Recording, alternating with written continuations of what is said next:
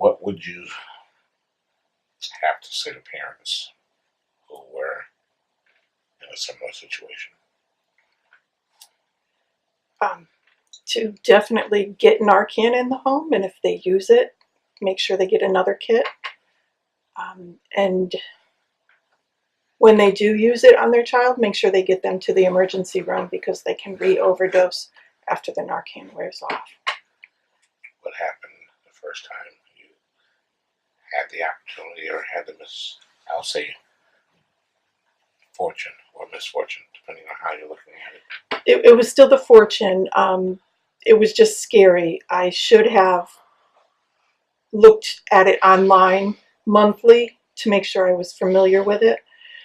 With the talking Narcan, you don't have to do that. It's going to talk you through it step by step. But if you have the injectable and you're not too sure about yourself with needles, or if you have the nasal Narcan, they have easier ones to use, or just get familiar with it online. Or keep your glasses by the Narcan kit. What has been your experience since then? You made a comment when you left a text that he's in son's in treatment now. Right. But you're still kind of like in crisis mode. Because he wasn't forced into treatment, but he was coerced gently. So he wanted to leave right away, like he's done in past treatments. So it's been a lot of convincing and a lot of work with the interventionist and with the people at the treatment center and with us to keep him there longer. And now, after being there a few days past a month, he's finally come to the realization, oh, I need to be here a little longer. I've accepted it.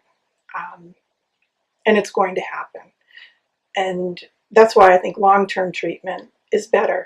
30 days, you just barely scratch the surface. And some people only stay in for 2 weeks or 3 weeks and they get out and they think, that's it, I'm done. But it takes a while for new habits and new thinking and brain pathways to sink in. Okay. What happened the first time you had to use Naloxone? I was unsure about using it, or I couldn't tell if it went in, didn't know if I put the right end in, couldn't read the writing on it to see the instructions in the dim lighting of 5 a.m. in the morning. So it was just a little tricky. And he didn't come to right away. For some reason, I just thought, oh, they come to right away. You know, I had forgot. I didn't keep myself well versed on it. Okay. And your second experience, how long after that? Because it happened more than once. Right. It was just 10 days later, but I was so, I'd received the talking Narcan, this kit right here. Yeah. And even though I knew how to use it because I just learned about it a few days before, I just let it talk me through it to make sure I didn't miss a step. And I was so calm, cool, and collected.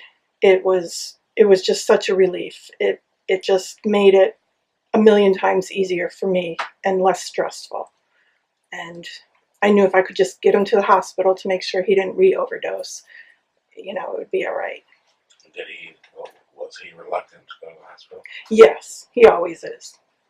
Always. I think a lot of addicts are. But there's always a chance of re-overdosing after the Narcan wears off, depending on how much opiates they have in their system. You're ready to start training other people now. Oh, I'm an expert. Well, except on the nasal Narcan. I think most parents become an expert after a while. Yeah. Mm-hmm. All right. Yeah. All right. Thank you. You're welcome.